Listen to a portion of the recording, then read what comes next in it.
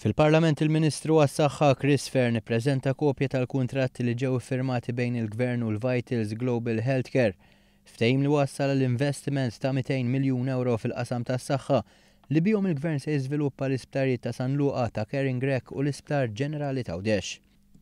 Id-dokument impoġġija fuq il-mejda tal-Kamra huma Service Concession Agreement, il-Health Service Delivery Agreement u l-Labour Supply Agreement.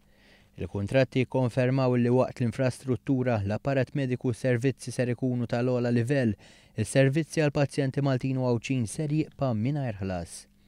Dawn il-kuntratti juru wkoll kif VGH huwa marbut li jiżviluppa l-isptarijiet ta' San Luqa, Caring Rec u Għawdex għal spiża tiegħu, waqt il-Gvern ser ikompli ħallas għas-servizz għal pazjenti Maltin u Għawċin.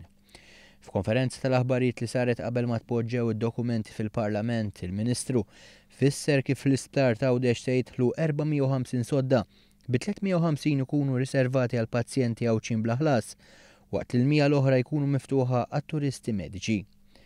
Filwaqt l-Isptar Caring Rec ser jiġi żviluppat fi-Sptar tal-Ġerjatrija ta' 320 sodda għal pazjenti Maltin u San Luqa ser ikun hemm sptar ta' riabilitazzjoni ta' 120 sodda, ċentru ta' dermatoloġija, skola ta' nurses u ċentru ieħor għat-turiżmu mediku.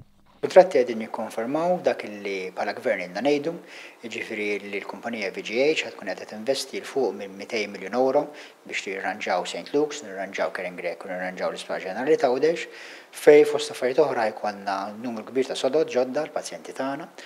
Il-Labour Supply Agreement mbagħad jerġa' jikkonferma li l-ħaddiema f'dawn it-tliet sptarijiet se jibqgħu ħaddiema tal-Gvern. Kun qed impoġġi fuq il-mejda tal-Kamra l-kuntratt tal-ħaddiema u dan jikkonferma wkoll dak li ilna ngħidu li l-ħaddiema kollha f'dawn l-isptarijiet ħajibqgħu impjegati mal-Gvern bil-kundizzjonijiet tax-xogħol tagħhom imħarsa mill-collective agreements. Intant se jkun il-Gvern li jinnegozja ftehim kollettiv ġdid tal-istess ħaddiema meta jkun wasal il-waqt. Il-kuntratti jikkonfermaw ukoll il-konċessjoni ta' tliet sptarijiet hija ta' 30 sena.